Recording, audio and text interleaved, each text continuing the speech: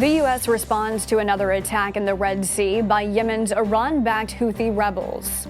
And one toy company announces major cuts to its workforce during the holiday season. The Morning Rundown starts now. From the Straight Arrow News Studio, bringing the stories that matter to you from across the United States and around the world. This is the Morning Rundown. Today is Tuesday, December 12th. Thank you for joining us. I'm Kara Rucker. Iran-backed Houthi rebels in Yemen are claiming responsibility for an attack on a Norwegian commercial tanker, the latest incident involving the militia group that has been targeting vessels in the Red Sea. The Houthis say the attacks are a show of support for the Palestinians and vow to continue until Israel stops its operations in Gaza.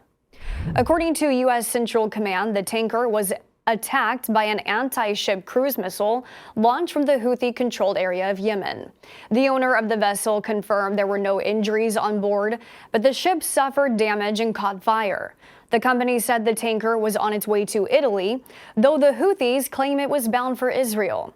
As the Houthis continue to escalate their attacks, the United States is in talks with other nations to form a naval task force to escort commercial ships in the Red Sea.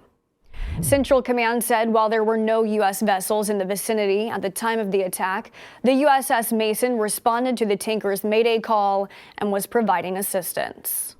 The Supreme Court has agreed to hear a petition from special counsel Jack Smith concerning the federal election interference charges against former President Donald Trump. The special counsel is asking the justices to weigh in on whether or not the former president has immunity from being prosecuted.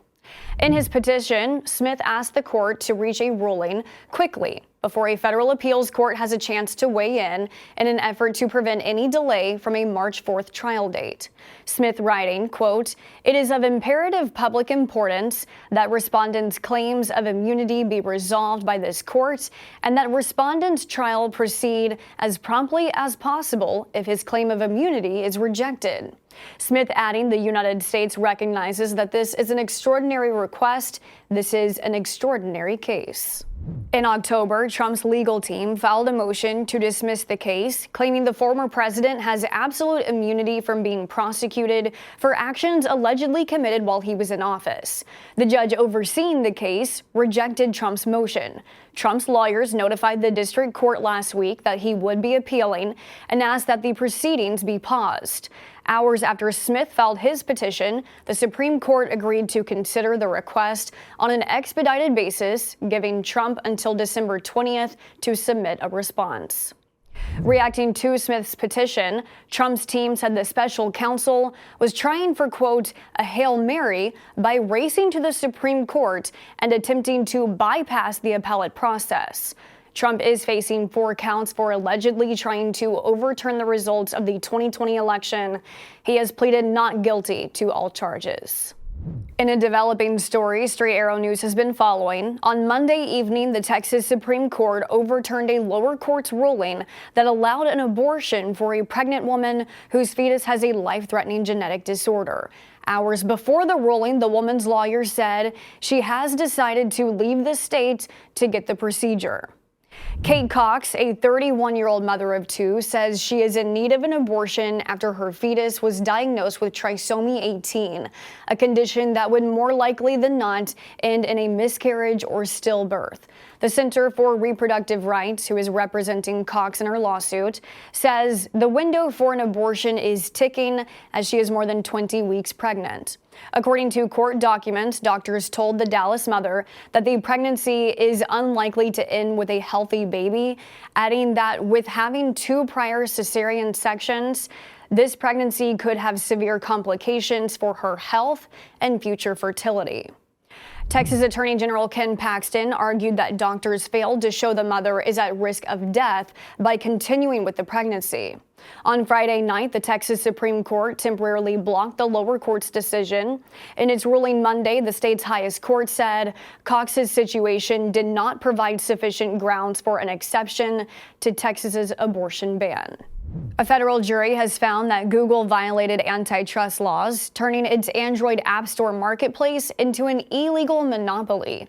The weeks-long battle in federal court between Epic Games, the maker of Fortnite, and Google ended on Monday with a federal jury siding with the video game company. Epic accused Google of tilting the playing field and charging expensive fees of up to 30% to app developers. Google says it will be appealing the decision.